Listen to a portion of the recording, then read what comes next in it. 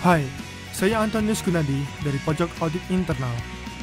Pada kesempatan ini, saya akan memandu Anda pada sebuah presentasi mengenai Common Process Flow atas proses penjualan produk mutual fund atau yang sering juga dikenal sebagai reksadana. Presentasi ini akan memberikan gambaran secara umum dan high level saja.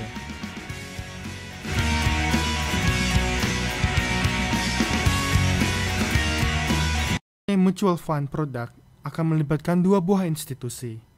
Yang pertama adalah bank, dan yang kedua adalah asset management atau yang juga dikenal sebagai fund manager.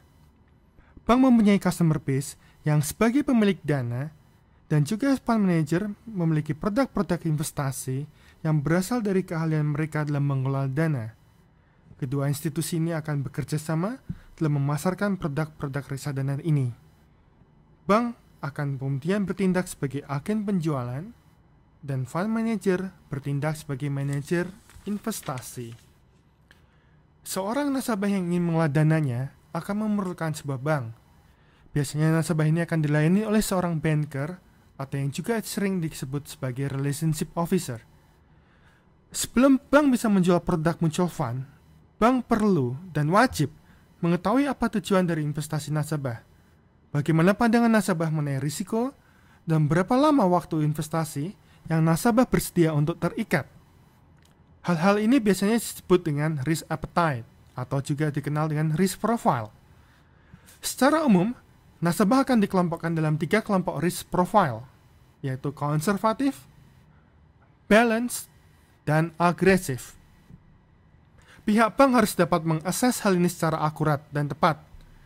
Bank juga harus mendokumentasikan risk profile nasabahnya, dan sebagai dasar referensi untuk setiap transaksi yang akan datang, bank harus kembali melihat risk profile apa sebenarnya nasabah mereka.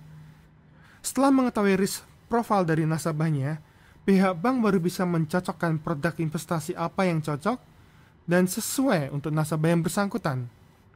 Secara ideal, bank seharusnya hanya menawarkan dan menjual produk yang sesuai dengan risk appetite nasabahnya.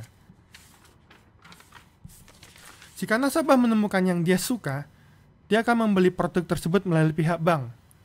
Dana nasabah akan disetorkan melalui bank, dan pihak bank akan memberikan kontrak penjualan mutual fund ke nasabah.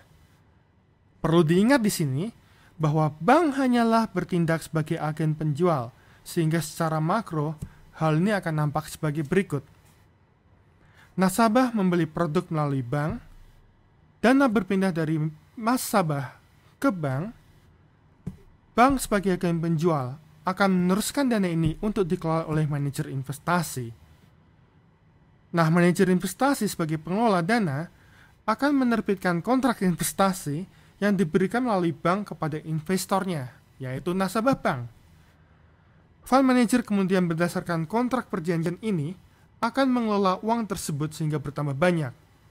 Hal ini bisa dilakukan dengan menginvestasikan dana tersebut ke misalnya stock exchange, obligasi pemerintah, obligasi perusahaan swasta, atau money market.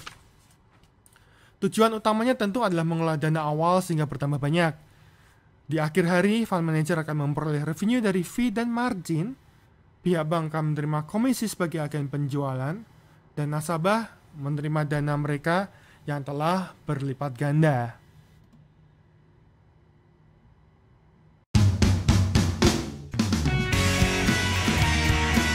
Demikianlah high level review atas proses penjualan produk mutual fund melalui bank. Jangan lupa untuk mengakses www.pojokaudit.wordpress.com untuk artikel-artikel lainnya mengenai internal control. Terima kasih.